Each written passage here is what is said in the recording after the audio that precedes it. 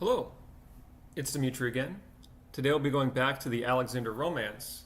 In our most recent edition, or most recent live stream on the Alexander Romance, we covered the French version provided by Jean Vauquelin and translated by Nigel Brant of the poisoning and death of Alexander the Great. Now, we will be going into the Armenian tradition about this narrative. For a reference, first off, the Armenian tradition is largely preserving the original early versions of the Alexander Romance. And so a lot of the flourishings and developments and modifications that you see in the French Romance are not present in the Armenian tradition.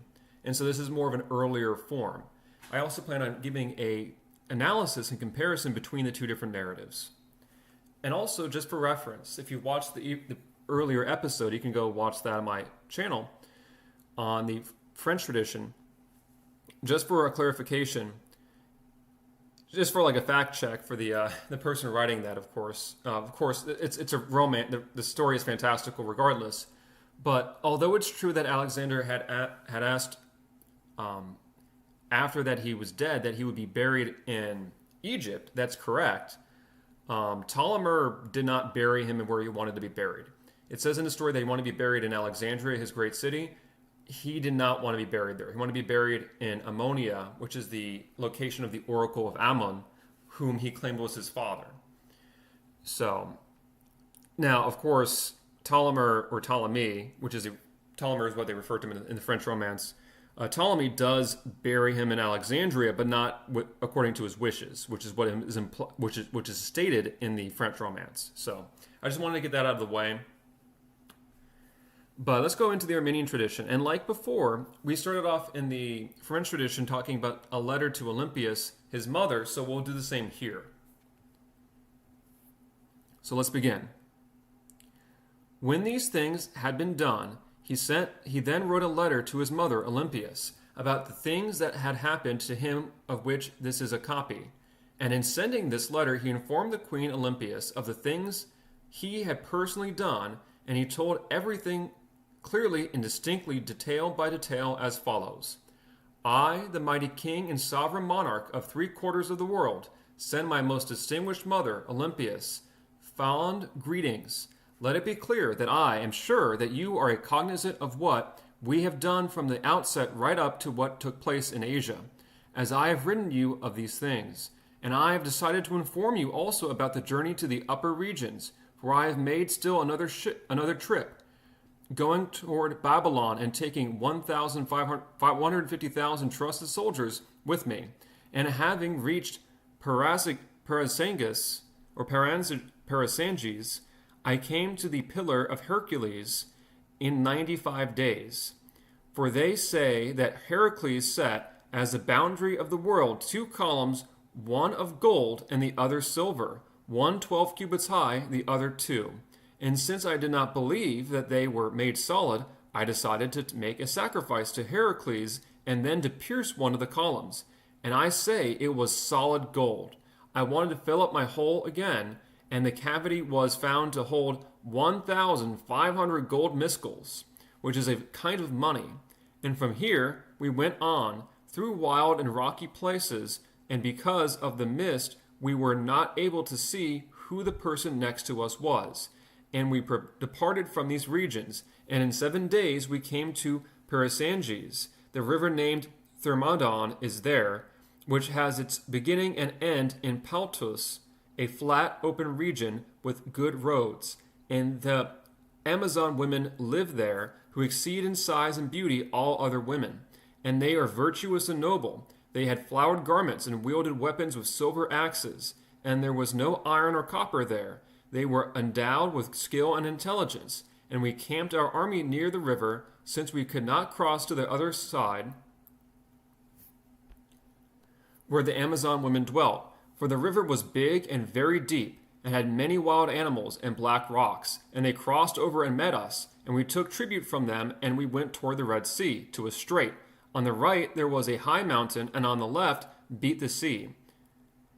And having sacrificed 10 horses to Poseidon, we rested on the 2nd day, and went on and came to the Atlas River. And here neither sky nor earth could be seen, and many peoples and of many kinds lived there. We saw dog-headed men and headless ones who had their eyes and their mouths on their chests, And there were also those who burrowed holes, wild creatures who lived under the earth. And there was a land one day's journey by ship from here, and upon sailing near the place we found the city of Erech. It is my opinion that this is the one they call the city of bronze. Its circumference is 120 stadia, and in it were 14 towers built of gold and emerald, each of which had 60 steps, and on top was a chariot with horses of gold and emerald. It was not easy to see them on account of the fog. And the priest of the sun was an Ethiopian, and offering sacrifices to the sun because we had not found any light. We turned and went on from there, and Persian torchbearers preceded us, carrying lighted silver lamps, and we came to the river Tanais, which flows both to Asia and to Europe. And from there we moved on and came to the palace of Xerxes and Cavus. We found fine houses full of gold and silver, and many remarkable drinking cups, and many other fine things. And there was a large house of many stories, where the king himself used to receive oracles from the gods. It was said that, in it, a bird interpreted the omens in a human voice. For there was a golden bird cage, and in the middle of the ceiling, and in it was that bird which was about the size of a dove. They say that it interprets in a human voice to kings when it hears the sounds which pulse through it. And they said that it was very old. And I wanted to take it down to send it to you. But the priest said that it belonged to the voice. And in the place at Sus, there's like an S, a little mark above it for both the S-O-S, so two little marks with a mark above both S's. So Sus, or Shosh.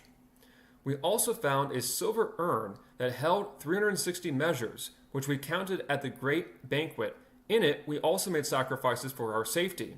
And there was a large house in which was inscribed Xerxes' sea battle with the Athenians. And in the middle there was a throne of gold, and above it a golden star, where they said the king received oracles from the gods whenever a delegation came from somewhere.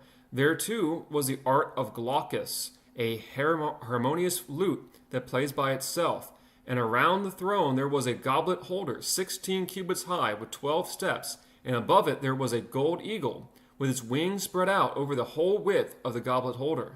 And there was a 7-branched bow of pure gold, and a white plane and myrtle tree. And all these things were wrought with beautiful workmanship. Although I would write to you more about these things, they were so numerous that we could not remember them all because of their great number. Farewell, my mother.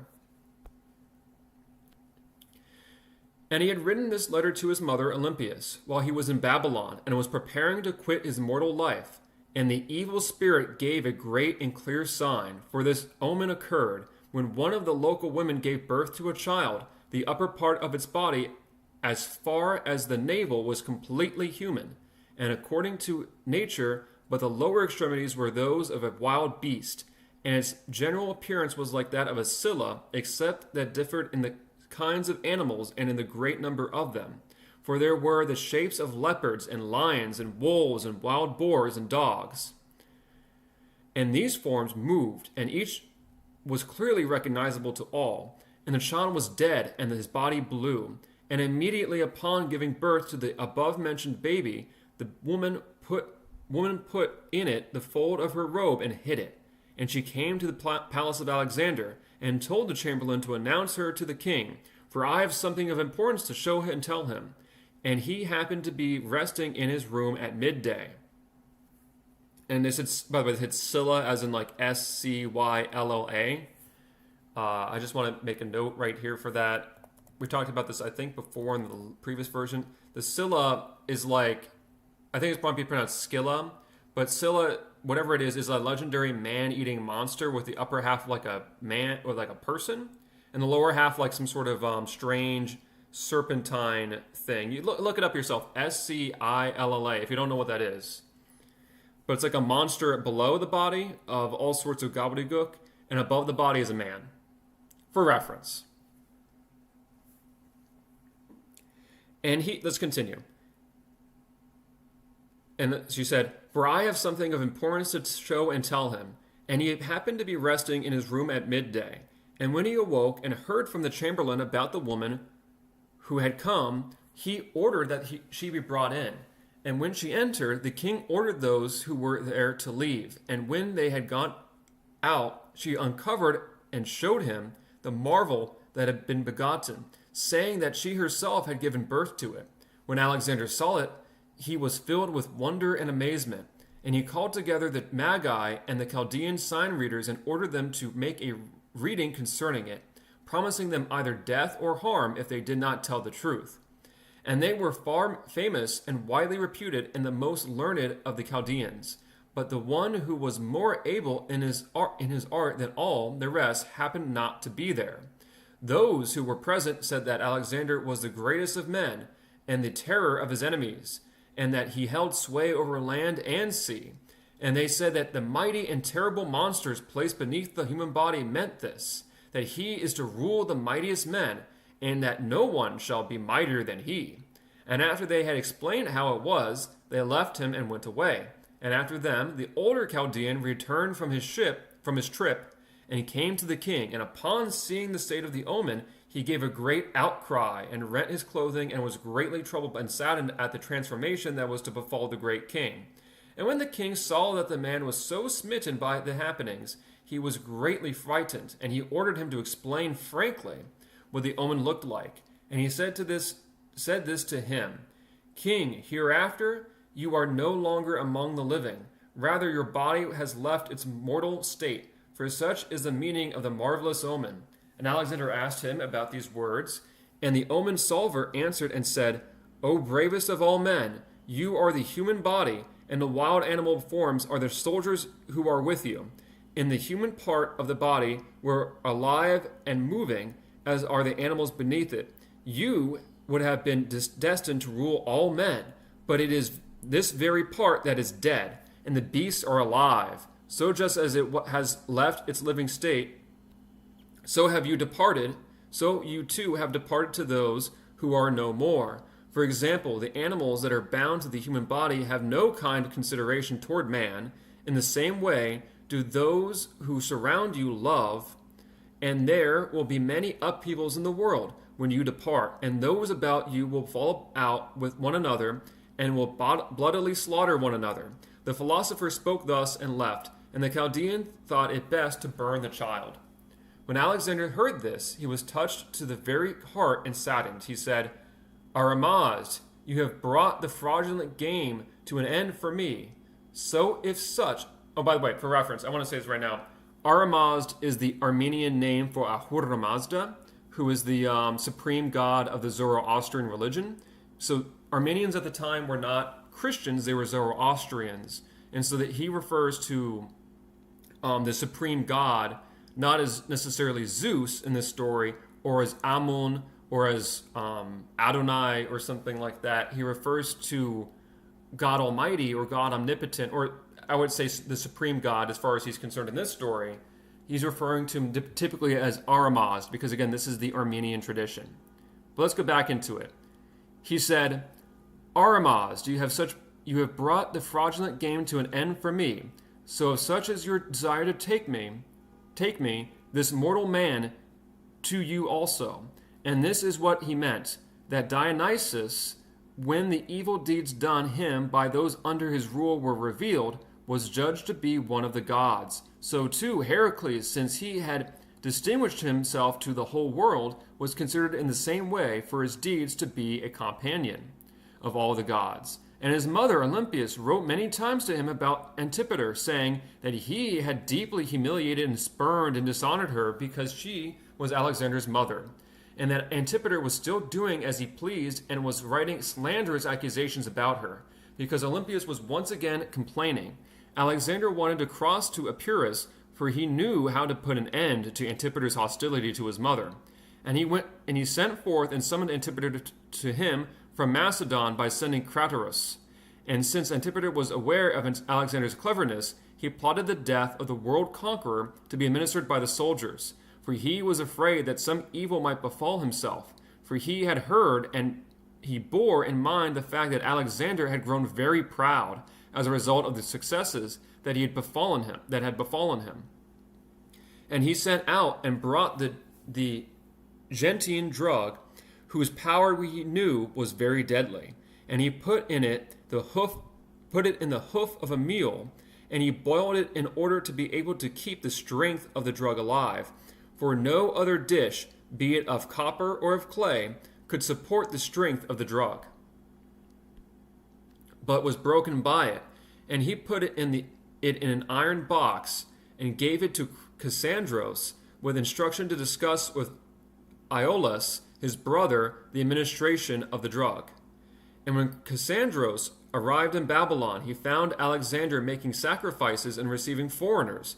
He spoke of Iollas, who was Alexander's chief cupbearer. And it so happened that a few days earlier Alexander had hit him on the head with a club for some misdemeanor. Thus, since the boy was prone to anger, he gladly listened to the suggestion of committing the crime. And he took as his helper Mandios, a Thessalonian, who was a friend of Alexander and his own lover. And this fellow considered it a criminal injustice that his Iollas had received a caning. So, of his own will and desire, he agreed, and they would give him the poison to drink. Meanwhile, Alexander was enjoying himself with his close friends and the Dionysian artists, for many had come to Babylon to crown Alexander ceremoniously and to take part personally in the ceremony because of the notable glories of the very happy king. And then, when he got up and wanted to go to rest, Medeos came to him and beseeched him to come to his friends, telling him, "Your important friends are all gathered together and are awaiting you." He said this, and Alexander was persuaded by Medeos' cunning. He went to the party, and 20 men were gathered there: Perdiccas, Meleadros, Python, Leonatus, Cassandros, Bocestus, Ptolemaeus, Lysimachus, Philip, Olcaeus, Eumenes, Philip, the doctor, Nearchos, the Crete, Heraclides, Europeus, Ariston, Pharsalios, Philip, who had mechanical skills, Philotas, Menandrus, Dardana. Of these men, Perdiccas and Ptolemaeus, Olcaeus, and Lysimachus, Eumenes, and Asandros did not know what had been planned, but all the others were associated in the act and in agreement with Iollas and Cassandros, and had given their oath, for they longed for material possessions, and they were wary of Alexander, and in their hearts they were greatly dismayed by his overweening pride. When the king had stretched out, Iollas offered him the drink, and then those who were there behaved in this fashion. They busily added remarks to the conversation to draw out as long as possible the taking of the drugs. Suddenly Alexander cried out as though he had been hit in the liver by an arrow. For a short while he controlled himself, and supporting the pain, went off by himself, bidding those who were there to drink. And they were very frightened, and then there broke up the party and observed the turn of events. Alexander wanted very badly to bring up the wine and asked for a feather, for this is the way he used to do it. And Iollas contaminated it with the drug and offered it to him. Because of this, the drug overcame him all the more effectively, passing undiluted through the body. And Alexander was very ill and trying in vain to vomit. He passed the entire night in awful pain, in dolorous groaning, and in patient suffering. And on the next day he realized his bad state, for he was uttering indistinct and unclear sounds because his tongue was already growing stiff. He sent everyone out so that he might be quiet and alone to talk about what he wanted to. And Cassandros conferred with his brothers, and at night rushed off to the hills, boldly taking his cup from Iollas, for he had made a pact with Iollas that if the king died, he would be freed from all responsibility. And he sent it to his parent in Macedonia, having written to him in code that the deed was done. And at nightfall, Alexander ordered everyone to leave the house. Among those he dismissed were Combathe, and Roxanne, his wife. And from the house there was an exit toward the river called the Euphrates, which runs through Babylon. He ordered it opened, that no one be at the places they customarily stood guard. And when it was the middle of the night, he got up from his bed, put out the light, and crawled on all fours toward the river, and saw his wife Roxanne advancing toward him. He had been planning to act in a manner worthy of his great courage. She followed his final journey in the dark, and Alexander, scarcely making a sound, would groan, and Roxanne was directed to the cry, and he stopped and was still. And his wife embraced him and said, "Are you abandoning and leaving me, Alexander, by committing suicide?" And he said, "Roxanne, it is a small deprivation for you that my glory be taken away from you, but still let no one hear about this." And he turned away from Roxanne and went back home in concealment. And when it was day, he ordered Perdiccas and Ptolemaeus and Lysimachus to come in. And he told them that no one else should approach him until he wrote a will about his affairs. And they went out, and then he seated near him the will makers, Cambathe and Hermogenes, who were young men. And Perdiccas thought that Alexander would leave all his goods to Ptolemaeus, because he had often spoke to him of Ptolemaeus' lucky birth. And Olympias, too, had made it clear that Ptolemaeus, by the way, Ptolemaeus is Ptolemy, by the way. Ptolemer in the French tradition, Ptolemaeus in this Armenian tradition, but Ptolemaeus had been fathered by Philip. So he had made him promise privately that he would in turn be a recipient of Alexander's possessions at the time of the division of his goods. And when night fell, the secretaries began to write, and the king ordered that Perdiccas and Lucius, and Ptolemaeus and Lysimachus to be summoned to him, and they came into the palace. And suddenly a great shout arose from all the Macedonians, and they all rushed upon the palace, saying that they would kill the guards unless they showed him their king. And Alexander heard the noise of the uproar, and Perdiccas came and informed him of what the Macedonians were saying. He ordered that his couch be lifted and put in a place where the army might pass and see him, and that the soldiers be brought in, clad in a single garment, and taken out the other door, so that they make no trouble amongst themselves and start fighting. The Macedonians entered and passed close by him and gave him encouragement.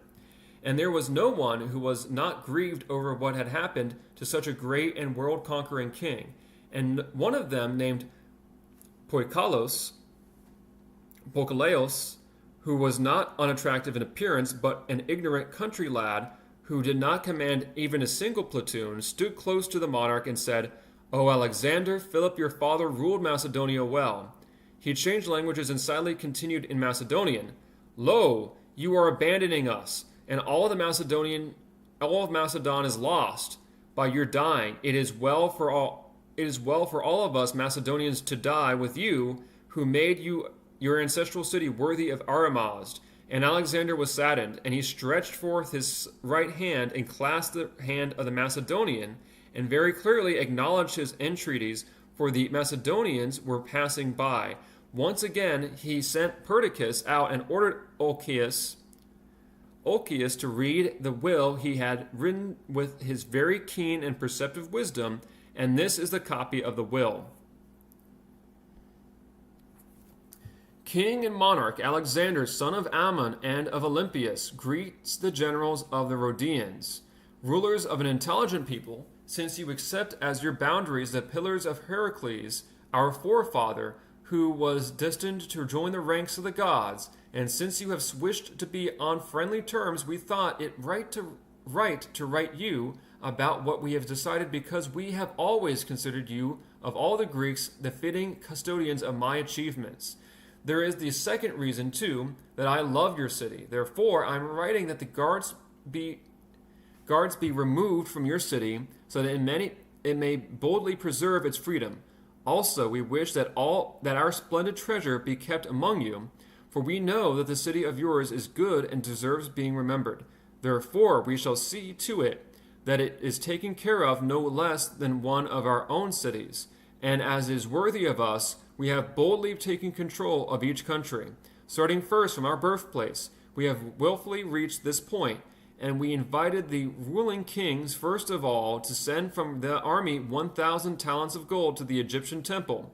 For we also ordered that our body be taken there, and we permit, too, that the formal arrangements be made for it, however the Egyptian priests think best. And we ordered that Boeotian Thebes be built again and refurbished from the royal treasury. We have judged that they have suffered quite enough, and they have been adequately reproached and fittingly admonished for the wrongs they did me. And also let grain be given by the Macedonians to the Thebans until the people of the city prosper. And we order that you, too, be given for the refurbishing of your city 300 talents of gold and 40 warships, so that you might be strong and free, and also 20,000 measures of crops from Egypt every year as a gift, and land shall be measured and marked off for you, so that you may for all time have sufficient crops for yourselves, and you shall want for nothing. And Ptolemaeus, who had been by my bodyguard, shall take care of you too. And we have pointed all these things out, so that he might do right by you. Now, do not suppose that this legacy was bequeathed you in vain, for I have appointed overseers for your kingdom, and it is the overseer's duty to administrate according to my provisions. We, King Alexander, son of Ammon and Olympias, appoint Aridaeus, the son of Philip, king of the Macedonians, for the present time, but should there be a son of Alexander from Roxanne, we shall make him king of the Macedonians, and give him whatever name the Macedonians as a whole wish. But if Roxanne shall be a girl, let the wise men of the Macedonians elect and choose whomever they want as their king. If they do not want Aridaeus, Philip's son, to rule over them, and let him who shall be elected preserve the kingdom of the Argives, and let the Macedonians give together with their king, together with their king, give tribute to the Argives as had been traditionally done. And specifically, let Olympias, Alexander's mother, live in Rhodes of the Theogians. King Alexander, son of Ammon and Olympias, designates as guardian of the entire kingdom of the Macedonians Crateron and his wife Kavane, the daughter of Philip, the king of the Macedonians. Egypt goes to Ptolemaeus, and let him be given as wife Cleopatra, the sister of Alexander, ruler of the brave. And let them bring forth Perdiccas as governor and guardian of the land of Babylon, as far as Bactria. And let his wife be Roxanne, the wife of Alexander. And I shall order the guardians of the kingdom to make a golden tomb worth 200 talents, in which the body of Alexander, the world conqueror, is to be placed. And let the aged and feeble Macedonians be sent back to Macedon and Thessalonica, and let each be given according to his deserts. And let there be a golden throne in Athens for the goddess Athena, who is the most beautiful of the virgins. And let the panoply of King Alexander be sent to Argos as a gift to Heracles, along with 150 talents of gold for the city.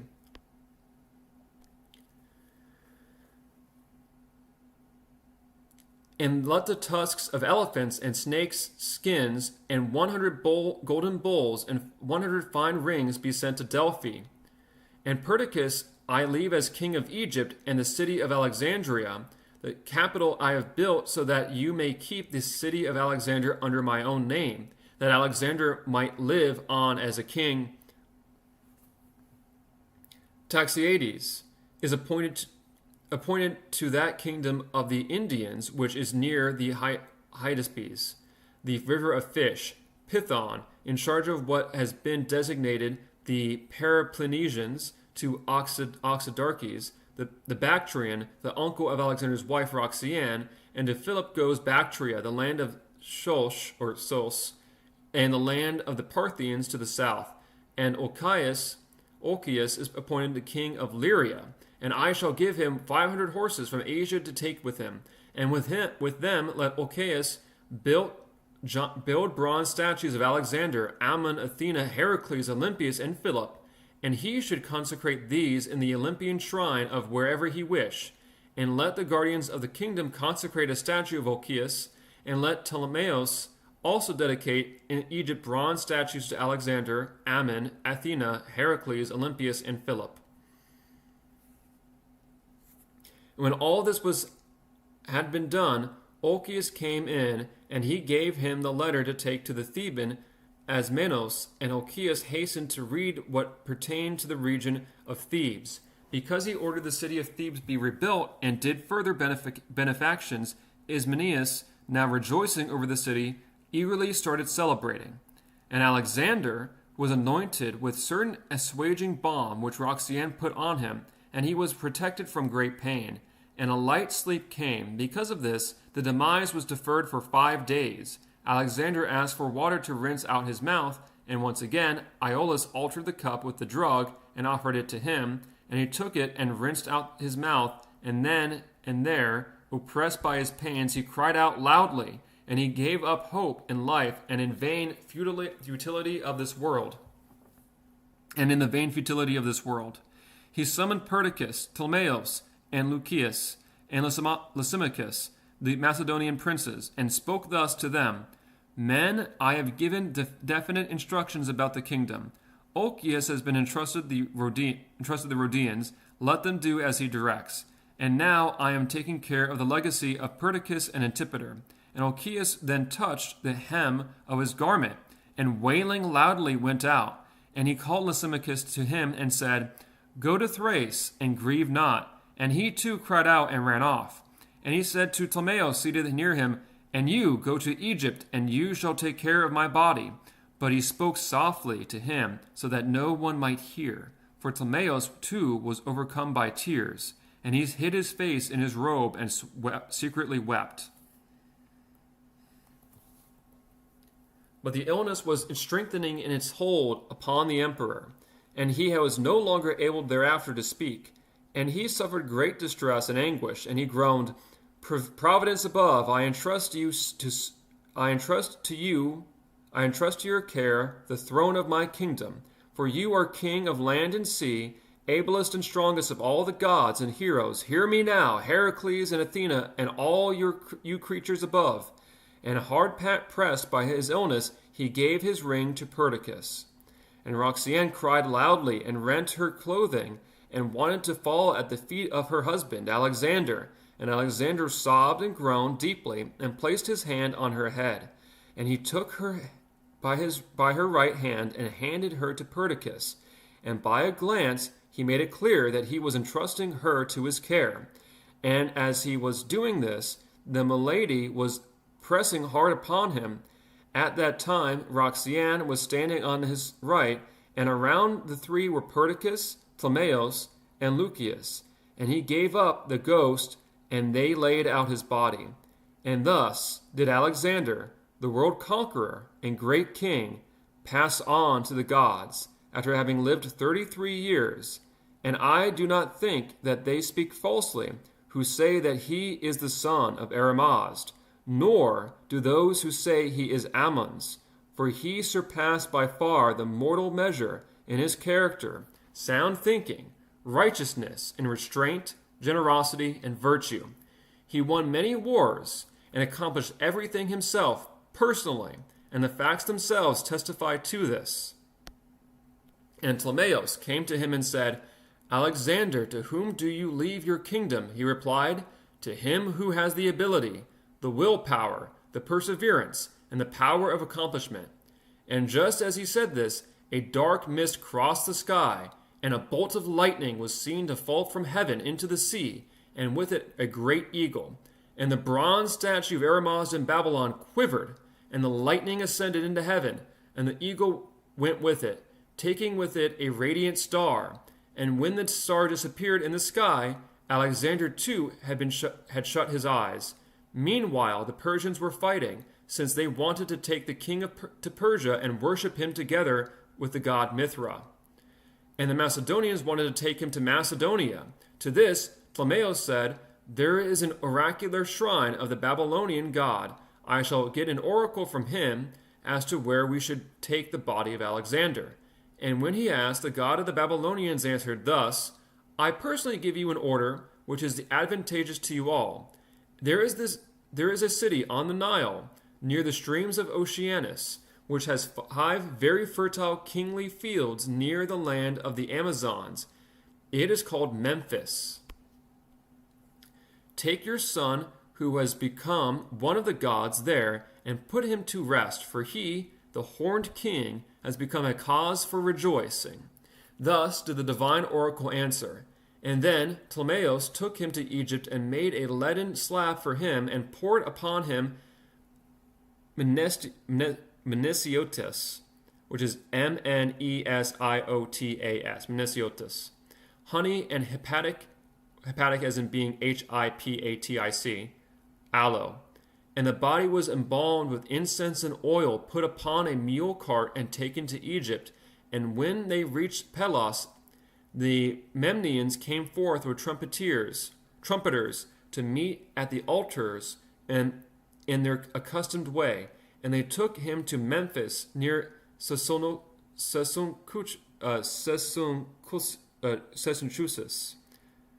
the world-conquering demigod. And I just want to say this right now, another side note for you right now.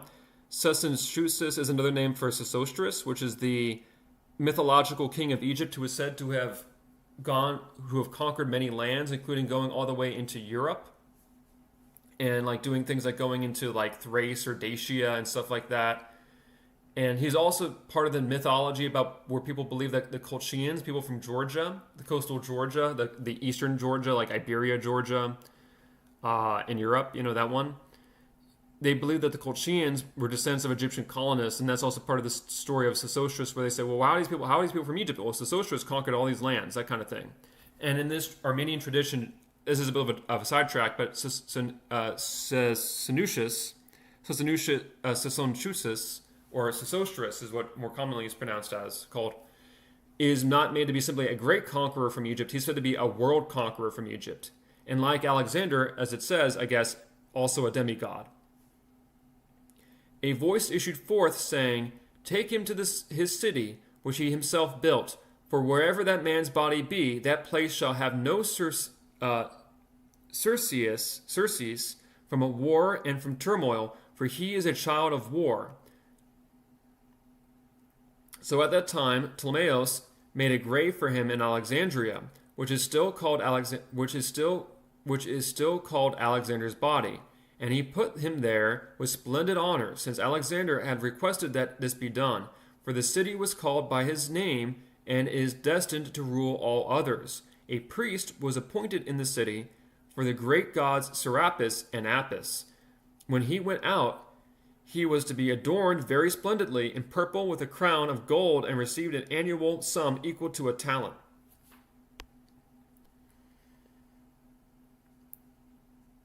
And he would be inviolate and free from every obligation. This man would have this kind of honor, for he would exceed all mankind in nobility, and this gift would remain even for his children. Alexander fought with many kings, and dying left them behind him.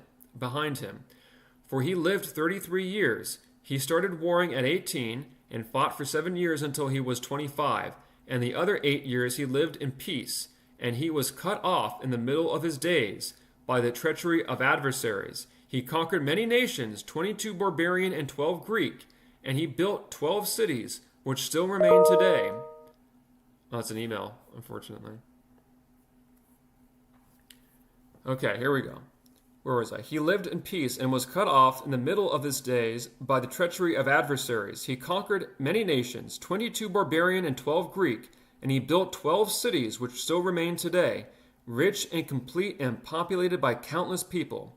Alexandria, which he built on the bull-headed horse. Alexandria Cadasson. The Alexandria for Poros. Alexandria Undranikos. Alexandria Scythia. Alexandria Mesopotamia. Alexandria of Deklat River. Alexandria of Babylon. Alexandria of Troy. Alexandria of Massagers. Alexandria near Xanthos, and Alexandria near Egypt. This mighty and fortunate world conqueror Alexander was born in the month of Tubi of the Egyptian calendar, on the first day at sunrise, and he came to his end on the 4th day of the month of Pomifir, 12 toward nightfall, and his army called that day sacred because of Alexander, who died young. And this is the end of his lifespan, both of his birth and development, of his victory and his valor, his kingship and his worldwide rule, of his genius and his wisdom, his equity and justice, righteousness and virtue. This life that was directed by providence above ended in man's common death. And that is the end of the Alexander romance of the Armenian tradition. So, some commentary. It is definitely shorter. This video is 40 minutes long so far, and counting some seconds and so forth. The last one was closer to an hour for reference. Even though I started on the same topic of the letter to Olympias, and I would say the Olympias letter is actually longer well, I wouldn't say, because they talk about Aristotle as well, so I wouldn't say that's necessarily true. There was a kind of a detour about, I think, some sort of thing about Tyre or something like that, some sort of king. They were talking about that in like Floridas and stuff like that in the French tradition, so it's kind of a detour as well, so that's kind of an unfair comparison. However, what my opinion on this would be so far, I've not read either of these versions yet. Obviously, well, I would say I've not read these versions until I read them as of late. My opinion, it's interesting. It's interesting to me. A lot of the traditions are preserved. They say Antipater and his son, Cassander, of course, who is the one who actually does not like Alexander. And Alexander didn't necessarily like him. This is something that French tradition, I want to comment on the French tradition and going back into that. They say, Alexander was so nice to Cassander and treated him so well. Like Alexander the Great, after Cassander, was laughing at him when there was these Persians were basically, the Persians at the time, this was a big controversy because the Persians were basically worshiping Alexander. They were performing these really, really over the top prostration kind of things where it looks like they're worshiping him basically. And this was very kind of off-putting to Greek people, obviously. And Cassander was just laughing at the situation. So basically what Alexander did, according to the histories, took both hands, grabbed the hair of Cassander and slammed his face into a wall. And then basically, as you can imagine, that might be a learning experience, you could say, for Cassander. So Cassander didn't necessarily like Alexander. Cassander also rebuilt Thebes. They talk about Thebes being rebuilt because, Alexander, maybe he said, they suffered enough under me. I don't know if that's true. I know Cassander rebuilt the city, and sometimes people interpret that as being, Cassander's trying to undo Alexander's legacy of destroying Thebes, which is a crazy thing to do, by the way.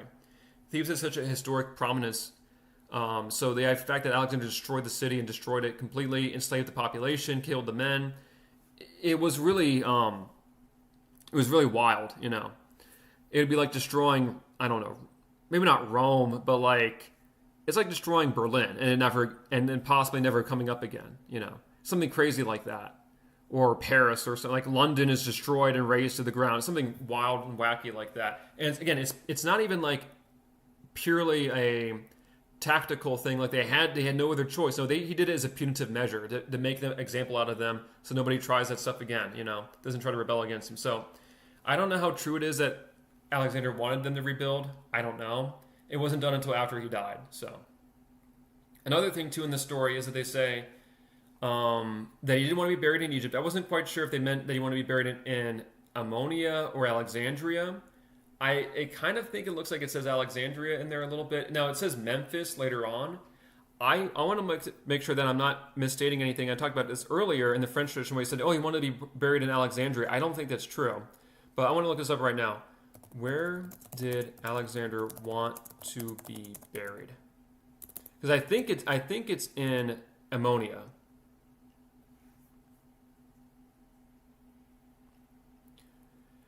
Well, it says here, this is a brief Google search. Alexander the Great was initially buried in Memphis, Egypt, which is what they mentioned right there, but by his general Ptolemy Soter, but his body was removed to a grand communal mausoleum known as the Soma in Alexandria, where, however, the exact location of his famous tomb is completely lost today. Yeah, supposedly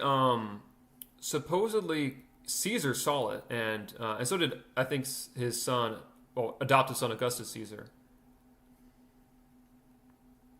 Yeah, they visited the tomb. It says it right here as well. But what else do we have in here? Yeah, so want to be buried. Keyword want to be buried. Yeah, Siwa Oasis. So Siwa Oasis. This is another thing this is a little bit of a pet peeve on my own too. They love saying in the modern, like a modern YouTube video or whatever article, oh, he went to the Siwa Oasis, the Siwa Siwa Oasis. And when you read any of the text, you read the Armenian tradition, you read any of his older texts about the Alexander Romance and stuff, and even the stuff that's more historical, they never say the word Siwa Oasis. They might say the Oasis, potentially, maybe, but they always call it the Oracle of Ammon or Ammonia, Ammonium. That land is called after the god Ammon. A little bit of a detour as well on this front. This is a little bit of a religion lesson for you people. Ammon was a god of like the wind originally, as far as I'm aware. And he had his epithet of being this sort of unseen god. Because the wind is not visible, right? And he became the dominant god amongst the Egyptians of Upper Egypt during the Middle Kingdom period. And when the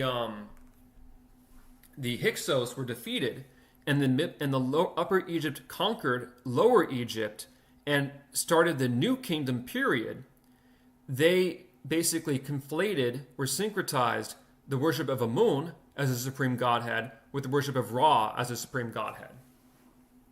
And eventually, an oracle was made at what was called Ammonia or Ammonium, which became where there's an oracle basically in what's currently the far west of Egypt, bordering near close to Libya, and at the time would be considered part of Libya geographically because it's just a desert. It's really hard to say where the line in the sand is drawn. A lot of times, Egypt, what they would say in the historically speaking, that Egypt or that Libya is everything west of Egypt, and Egypt is basically the Nile. So if you're like going past the Nile meaningfully, that's called Libya, quote unquote. If it's just a desert, the current borders of Egypt are not what we considered Egypt at the time, for reference. And so the Greeks eventually, like in places like Cyrene, which is a colony in what is modern day Libya, they would give money and stuff like that to the oracle. And the oracle was considered a very, very important thing for the Greeks because they thought Ammon was the same god as Zeus. And so it was a very important place for them. And that's part of the reason why Alexander went there. Alexander also went there because supposedly Heracles went there, and I think one of the other gods or one of the other heroes, divine heroes in the old Greek tradition before the Trojan War also went there. I don't know who the other one is. Let me look it up right now. Which demigods went to the Oracle of Ammon? Alexander the Great, Hercules, Perseus. Okay, Perseus. Now, did that actually happen? No, because the Oracle of Ammon was not built until after the Trojan War. So even if Heracles and Perseus were real people, I'm gonna put a little bit of skepticism about that claim. But if they were real people back before the Trojan War, the Oracle was not established yet, for reference. So just keep that in mind. Keep that in mind. Now, beyond that, I want to talk about let's go back to the episodes. Let's stop detouring into these sorts of theological or religious considerations in Egypt. There's a lot of preservation in the French tradition, if you think about it. The stuff about the feather and the whole, the cupbearer had an issue with Alexander because he got slapped or hit or whatever, so he still has resentment against him. The lover, the sort of bromance thing going on in the older Armenian tradition, that was not preserved in the French tradition. Seemingly. They use the word lover. I don't know if they mean lover as in like sexual style, which is presumably what's implied, but I don't know. They're Greeks. So, and the French are French, right? Different implications in this context. So, and then, again, this I mentioned the French tradition as far as I can tell. Now, further with that, there's not a whole lot of commentary I can give. One of the things that kind of peeves me a little bit about the French, and also say about the Islamic traditions and maybe some of the other Christian traditions besides the French, is that they kind of whitewash Alexander a lot, where they're kind of like, oh well, I can't. And listen, the Armenian tradition, which is pagan, right? Armas is a pagan god. That does treat Alexander as like, this is he's virtuous, he's awesome, bro. But even then, they still give a motive for Antipater that is more grounded in reason, which is that Alexander's way too prideful. He's way too prideful. People think is too proud of himself. Now, he's impressive, don't get me wrong, but he's way too proud. It's like a lot of the other divine heroes you can think about, or demigods you saw in the Greek tradition. These guys get too ahead of themselves, and their pride is the fall of them, Think about Bellerophon, for example. He does these impressive feats, and he says, you know what, I should go on Mount Olympus too. I might as well be one of the gods. And then he flies up on Pegasus, and then a gnat or something bites Pegasus, and he's knocked off his horse, and he plummets to his death. So a lot of the lessons about the Greek heroes and demigods is that don't be too cocky, essentially. And Alexander really falls in that same sort of vein. The idea is that we can acknowledge and maybe see the virtues that they had, but one of the things they had a big issue with was pride, essentially. This is completely washed away, seemingly, from what I've read so far in the French tradition. They really just act that this guy is so great and so wonderful and has done nothing wrong and he's so awesome. And Antipater was basically so self-centered and was basically the devil entered him. Like literally they imply the devil enters him, and that's why he wanted to kill him. So I think that's more surprisingly the Christian and Islamic traditions whitewash Alexander even more than the original pagan traditions, which were much closer to Alexander's time. And the people who had power at the time, like the Ptolemaic dynasty, had a lot bigger reason to talk about how Alexander was so great because he's the reason why they were in charge in the first place. So it's kind of a weird, and also, of course, they had no issues with him being pagan because they're pagan, and they literally worshipped him as a god. So I find it very strange that they were a little bit more even-handed with Alexander, although, to be fair, still extremely positive towards him. That's really the big stuff, I would say. I think there is still the element of the development of the Christianization of Alexander, just like we saw the Islamicization of Alexander in the Muslim traditions, in the Islamic civilization. And there's also an increasing whitewashing of Alexander in terms of his conduct as being this very noble and virtuous person. That's all I really can say on these fronts. I think it's an interesting tradition. I think the words here, let me go back to them briefly. There's some really good lines in there as well. Also, the myth about the kid who's dead, but his lower half is like a bunch of body part stuff, that's preserved. That's preserved in both traditions. It's interesting, very specifically too. Also, in the French tradition, I didn't read it, but there's all this sorts of stuff about the sort of battles going on between the different successors of Diadochi, and that doesn't exist in the Armenian tradition. The Armenian tradition does not preserve that at all. So that's interesting as well.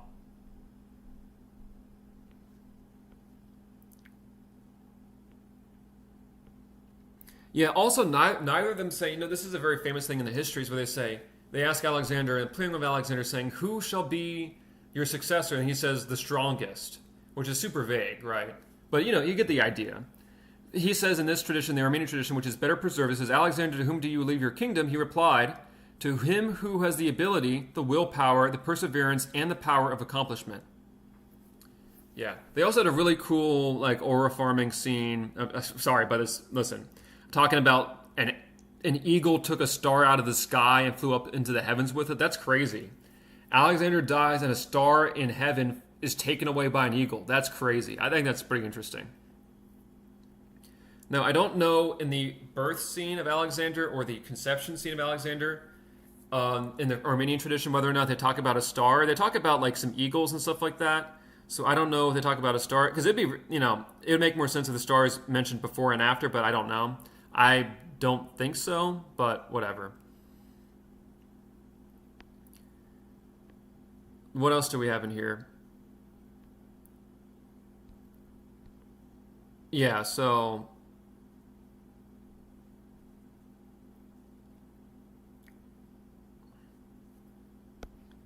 I think the end section is pretty cool. But I'll read this one more time, and I think I'll wrap it up for now. I can't think of anything on the top of my head that I can really convey about this that isn't just kind of self-obvious. I wanted to mention the names of the Sesostris, which is called Sanuchis or something like Sasunchis or something like that. But Sesostris, the Egyptian conqueror. I wanted to mention, of course, Aramaz, which is just the reference for what they would consider the supreme god in the Armenian tradition. This kind of stuff. So other than that, is not a whole lot I can convey in this tradition. But I'll read the last part again and just wrap up the video. This mighty and fortunate world conqueror, Alexander, was born in the mouth of Tubi of the Egyptian calendar on the first day at sunrise, and he came to his end on the 4th day of the month of Parmafur, toward nightfall. And his army called that day sacred because of Alexander, who died young. And this is the end of his lifespan, both of his birth and development, of his victory and his valor, his kingship and his worldwide rule, of his genius and his wisdom, his equity and justice, righteousness and virtue, this life that was directed by providence above, ended in man's common death. Thank you for listening. And one more little thing. He did not die at 33. I think he died right before he turned 33. But that's a minor thing, I believe. So don't.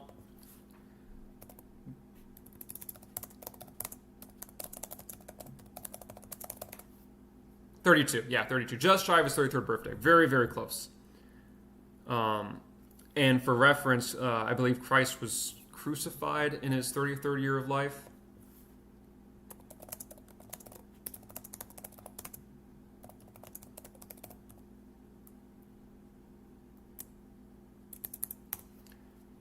If I'm, yeah, 33, yeah. Now, the reason, part of the reason that I bring that up is because even in the Armenian tradition, they make a parallel, and this is because, obviously, this is originally pagan, but Armenian scholars, after they became no longer pagan, but Christian, made, the person like recording and copying this, made some account, I believe, or somebody who was reading this stuff in the Armenian tradition, made some parallels between Christ and Alexander. Obviously, there's a huge gaps between those two different people. But in all fairness to him, if Alexander is part of the reason why, the New Testament's in the Greek language, right? And part of the reason why it spread so vastly, and it was the Roman Empire with men like Augustus and Julius Caesar who looked up to Alexander, who helped create an empire that would be the sort of temporal physical foundation for the creation of a Christian world, of Christendom, and of a Catholic Church based in Rome. And so really, Christianity, the spread of Christianity and where it was, a lot of that had to do with what came before it. When we talk about, for example, both of the, not only of the prophets and the prophecies that were, obviously the prophets being raised from amongst the Israelites, and of course the text preserved by said Jews, but also of the Gentiles, in this case the Greeks and the Romans, who helped create a temporal empires and kingdoms and civilization which provided fertile ground for the Christian religion to spread. And so parallels within reason are understandable. But regardless, Alexander did not come back. He died like many men, and unlike the God, I should say, or the God, he did not come back to the earth, and was not raised again by his Father. Otherwise, have a great rest of your day. Thank you, and